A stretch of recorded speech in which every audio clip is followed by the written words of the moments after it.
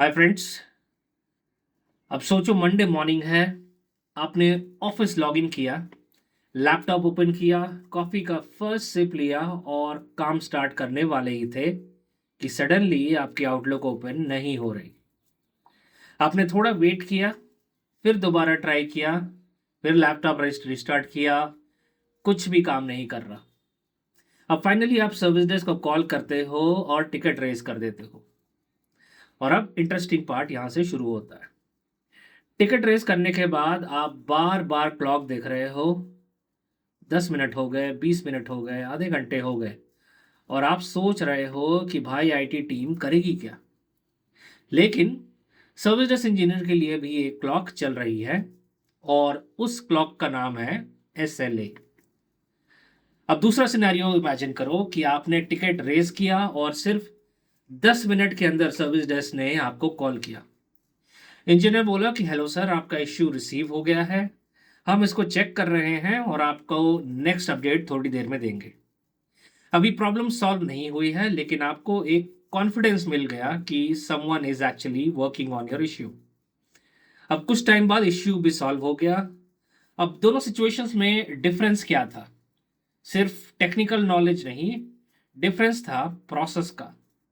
और इसी प्रोसेस का एक बहुत इंपॉर्टेंट पार्ट है SLA, यानी सर्विस लेवल एग्रीमेंट।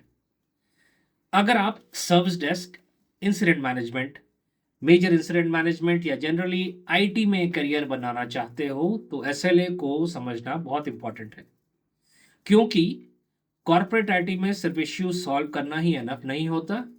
आपको ये भी पता होना चाहिए कि इश्यू को कितनी जल्दी एक्नॉलेज करना है, कितनी जल्दी रिजॉल्व करना है, किस इश्यू को पहले हैंडल करना है, और अगर इश्यू टाइम पर सॉल्व नहीं हो रहा है तो क्या एक्शन लेना है।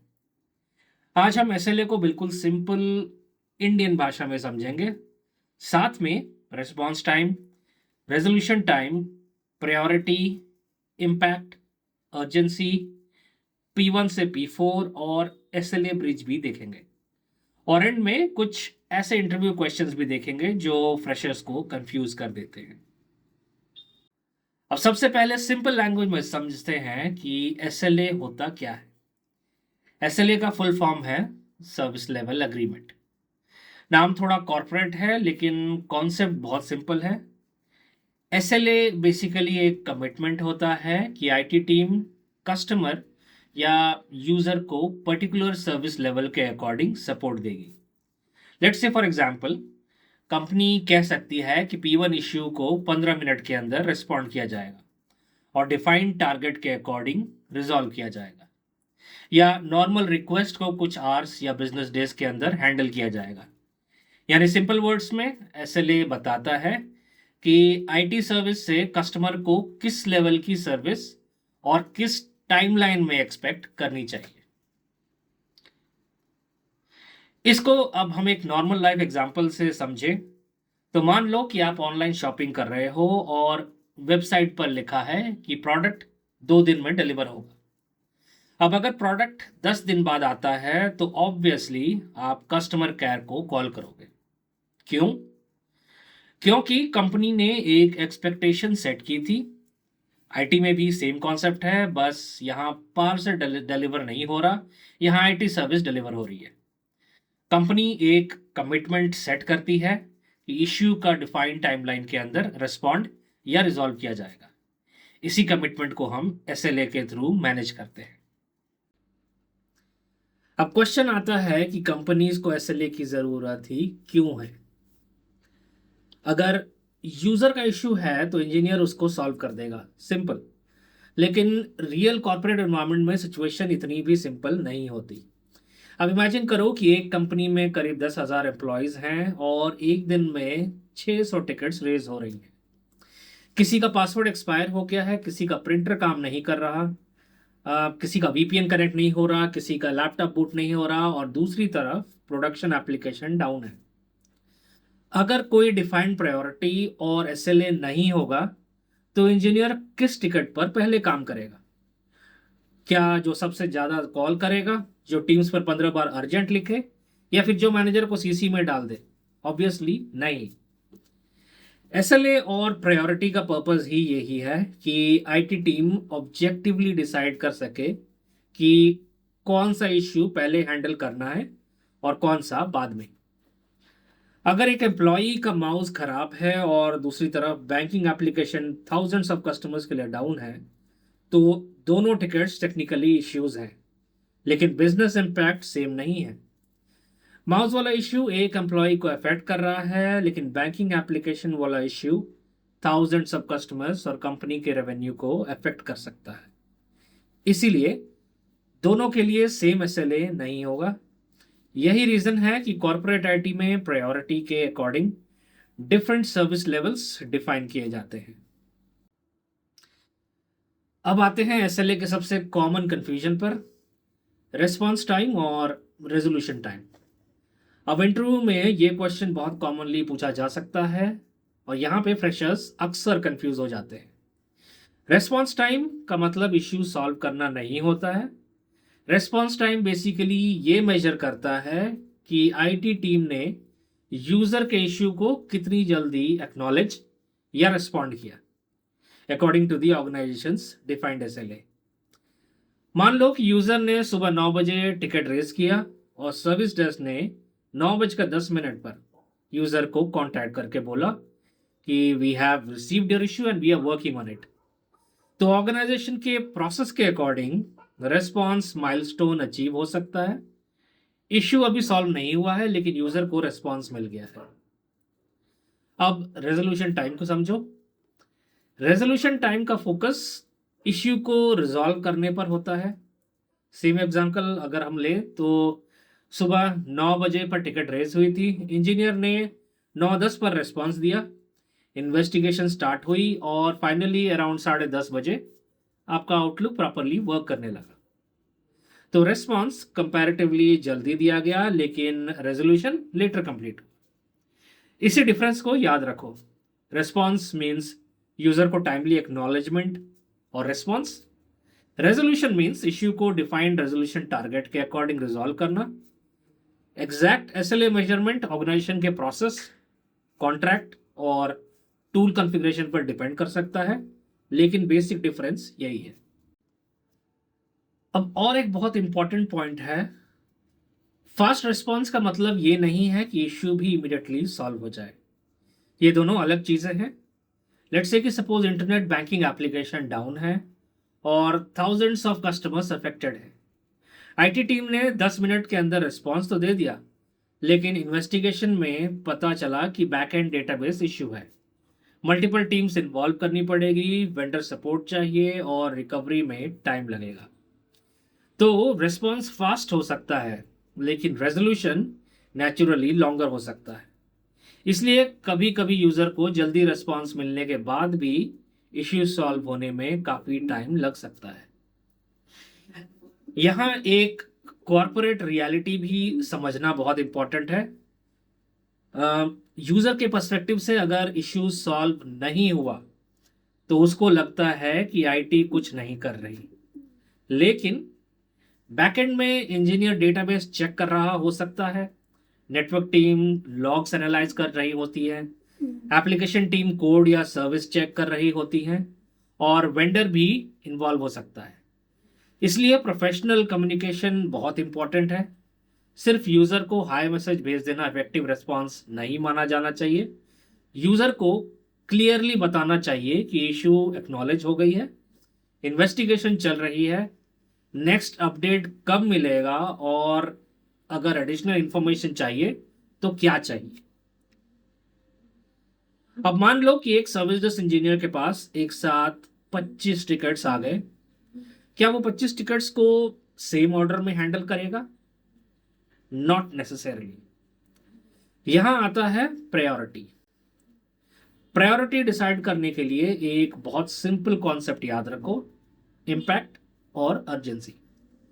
अगर ये दोनों समझ गए तो प्रायोरिटी समझना बहुत इजी हो जाएगा। अब इम्पैक्ट का मतलब सिंपल लैंग्वेज में है कि इश्यू कितने लोगों को अफेक्ट कर रहा है या बिजनेस को कितना अफेक्ट कर रहा है। एक एम्प्लॉय का लैपटॉप बूट नहीं हो रहा, इम्पैक्ट लिमिटेड है। लेकिन कंपनी का वीपीएन डाउन है और 5000 एम्प्लॉयज वर्क फ्रॉम होम से कनेक्ट नहीं कर पा रहे, तो इम्पैक्ट बहुत हाई है। सिमिलरली, अगर प्रोडक्शन पेमेंट सिस्टम डाउन है और कस्टमर्स ट्रांजैक्शंस कंप्लीट नहीं कर पा रहे, तो इम्पैक्ट एक्सट्रीमली हाई हो सकता है। अब बात करते हैं अर्जेंसी की। अर्जेंसी का मतलब है इश्यू को कितनी जल्दी सॉल्व करना जरूरी है। एग्जाम्पल के लिए, एक एम्प्लॉय का प्रिंटर काम नहीं कर रहा और उसे रिपोर्ट कल सबमिट करनी है। प्रॉब्लम है, लेकिन इमीडिएट अर्जेंसी तो लो हो सकती है। लेकिन अगर हम पेरोल प्रोसेसिंग आज होने वाली है और पेरोल एप्लीकेशन डाउन है, तो अर्जेंसी बहुत हाई हो सकती है, क्योंकि डिले का डायरेक्ट बिजनेस इंपैक्ट हो सकता है। जब इंपैक्ट और अर्जेंसी को कंबाइन करते हैं, तब ऑर्गेनाइजेशन के रूल्स के अकॉर्डिंग प्रायोरिटी डिसाइड होती है।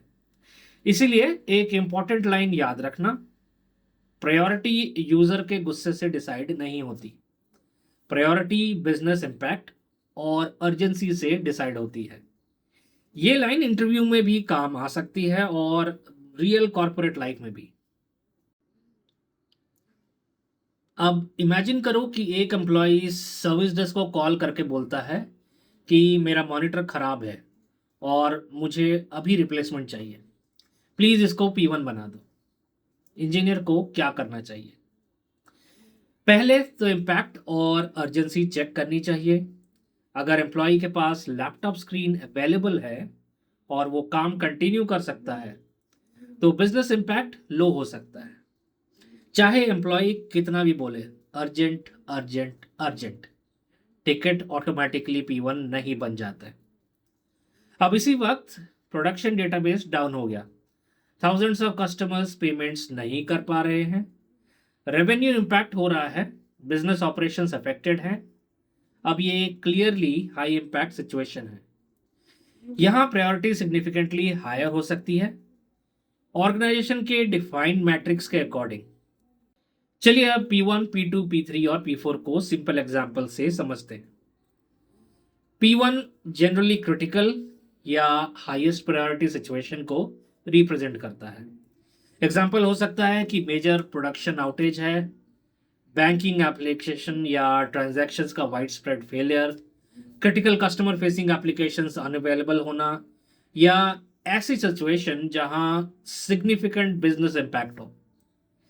ऐसे इंसिडेंट्स में रिस्पॉन्स एक्सट्रीमली फास्ट होता है, मल्टीपल टेक्निकल टीम्स इन्वॉल्व हो सकती हैं, ब्रिज कॉल या वॉर रूम स्टार्ट हो सकता है, और मैनेजमेंट या बिजनेस स्टेक होल्डर्स को रेगुलर अपडेट्स दिए जा सकते हैं।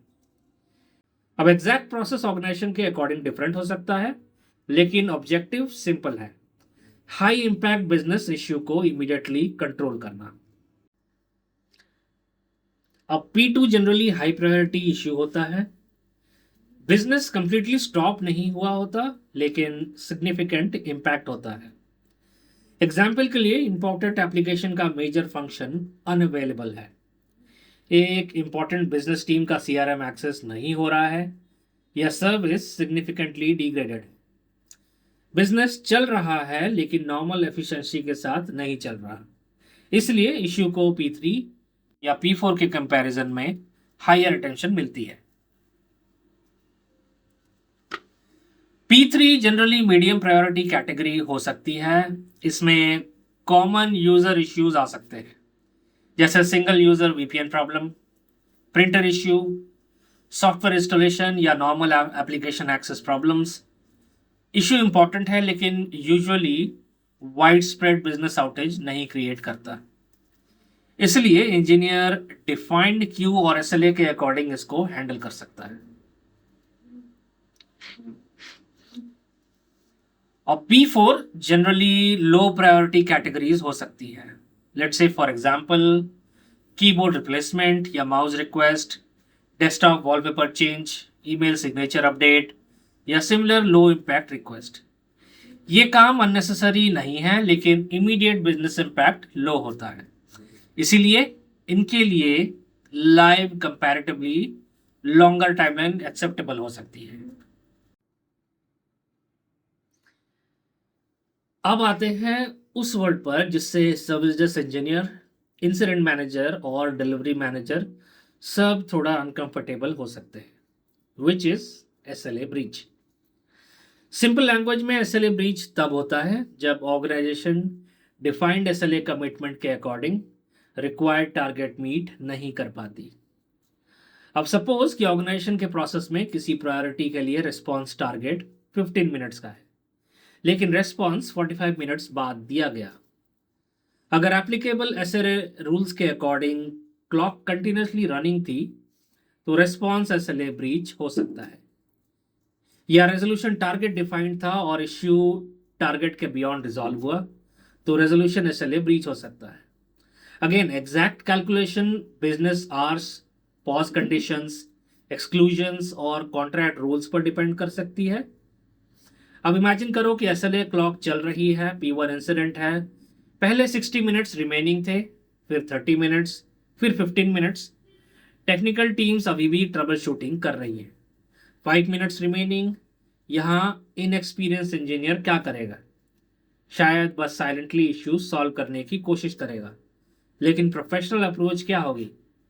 प्रोएक्टिवली कम्युनिकेट करना। अगर इशू एसएलए टारगेट के अंदर रिजॉल्व नहीं हो रहा है तो स्टेक होल्डर्स को टाइमली अपडेट देना चाहिए। एडिशनल टेक्निकल टीम्स की जरूरत है तो उनको भी इन्वॉल्व करना चाहिए। इंसिडेंट की सिवियरिटी के अकॉर्डिंग एस्केलेशन करनी चाहिए। मैनेजमेंट को अप्रोप्रिएट इंफॉर्मेशन देनी चाहिए, और अगर ऑर्गेनाइजेशन के प्रोसेस में मेजर इंसिडेंट मैनेजमेंट एक्टिवेट करना रिक्वायर्ड है तो वो प्रोसेस फॉलो किया जाना चाहिए। सबसे इंपॉर्टेंट बात है कि एसएलए ब्रीच को लास्ट मिनट सरप्राइज नहीं बनाना चाहिए। और यहां एक बहुत इंपॉर्टेंट मिसकंसेप्शन क्लियर करना है कि हर एसएलए ब्रीच का मतलब इंजीनियर ने गलती की, ये जरूरी नहीं है। कभी इश्यू जेन्युइनली कॉम्प्लेक्स हो सकता है, प्रोडक्शन डेटाबेस करप्ट हो सकता है, वेंडर सपोर्ट रिक्वायर्ड हो सकता है, हार्डवेयर रिप्लेसमेंट अवेलेबल ना हो, थर्ड पार्टी एप्लीकेशन इश्यू हो सकता है, मल्टीपल टीम्स डिपेंड कर रही हो सकती हैं, इंजीनियर कंटिन्यूसली काम कर रहा हो फिर भी एसएलए टारगेट मिस हो सकता है। इसीलिए ऑर्गेनाइजेशन सिर्फ ये नहीं देखती कि एसएलए ब्रीच हुआ या नहीं, वो ये भी एनालाइज करती हैं कि ब्रीच क्यों हुआ। अब एक real corporate style situation imagine करो। मंडे मॉर्निंग सेल्स टीम का सीआरएम एक्सेस नहीं हो रहा है। सर्विस डेस्क ने तो इमीडिएटली रिस्पॉन्स दे दिया। इन्वेस्टिगेशन में पता चला कि इशू एप्लीकेशन साइड का है। एप्लीकेशन टीम इन्वॉल्व हुई, नेटवर्क टीम इन्वॉल्व हुई और वेंडर को भी कॉन्टैक्ट किया गया। अब इशू को रिजॉल्व होने में एक्सपेक्टेड से ज़्यादा टाइम लग गया। अब यूजर्स ऑब्वियसली फ्रस्ट्रेटेड होंगे, लेकिन अगर IT team her reasonable interval पर अपडेट देती रही तो यूजर्स को सिचुएशन एक्सप्लेन करती रही और स्टेक होल्डर्स को इन्फॉर्म्ड रखा तो फ्रस्ट्रेशन को मैनेज करना कंपैरेटिवली इजियर हो सकता है। कॉर्पोरेट आईटी में एक सिंपल रूल याद रखो कि silence creates frustration, communication creates confidence. User को अगर 3 घंटे तक कुछ पता ही नहीं है तो उसको लगेगा कि आईटी टीम कुछ नहीं कर रही है, लेकिन अगर हर अपडेट में क्लियरली बताया जा रहा है कि क्या चेक हुआ, क्या नेक्स्ट स्टेप है और नेक्स्ट अपडेट कब मिलेगा, तो यूजर को पता होता है कि इशू एक्टिवली बीइंग हैंडल्ड है। अब एक इंटरव्यू क्वेश्चन। इंटरव्यूअर पूछता है, suppose a P1 incident can not be resolve with in the SLA, what will you do? आपका आंसर सिर्फ ये नहीं होना चाहिए कि सर मैं इश्यूज सॉल्व करने की कोशिश करता रहूंगा। ऑब्वियसली कोशिश तो करनी ही है। प्रोफेशनल आंसर में आप ये बता सकते हो कि आप इंसिडेंट को कंटिन्यूसली मॉनिटर करोगे, रेलेवेंट टेक्निकल टीम्स को एंगेज करोगे, स्टेक होल्डर्स को टाइमली अपडेट्स दोगे, एस्केलेशन प्रोसेस को फॉलो करोगे, मैनेजमेंट को अप्रोप्रिएट इंफॉर्मेशन दोगे और ऑर्गेनाइजेशन के प्रोसेस के according major incident management activate करोगे अगर रिक्वायर्ड हो तो। इश्यू रिजॉल्व होने के बाद इंसिडेंट रिव्यू या आरसीए भी रिक्वायर्ड प्रोसेस के अकॉर्डिंग किया जा सकता है। एक और इंटरव्यू क्वेश्चन बहुत इंटरेस्टिंग है ये। Can response time be achieved while resolution time is breached? Answer है यस। अब मान लो कि रिस्पॉन्स SLA 15 मिनट्स का था। इंजीनियर ने 10 मिनट में कस्टमर को एक्नॉलेज कर दिया, रिस्पॉन्स टारगेट अचीव्ड हो गया। लेकिन बैकएंड इश्यू कॉम्प्लेक्स था और रेजोल्यूशन में 3 घंटे और लग गए, जबकि एप्लीकेबल रेजोल्यूशन टारगेट 2 घंटे का था। तो रेस्पॉन्स टारगेट अचीव हुआ, लेकिन रेजोल्यूशन टारगेट ब्रीच हुआ। इसीलिए रिस्पॉन्स और रेजोल्यूशन को अलग मैट्रिक्स की तरह समझना बहुत इंपॉर्टेंट है। अब फ्रेशर्स कुछ कॉमन मिस्टेक्स भी करते हैं। पहली मिस्टेक, टिकट देख लिया लेकिन यूजर को रिस्पॉन्स नहीं दिया।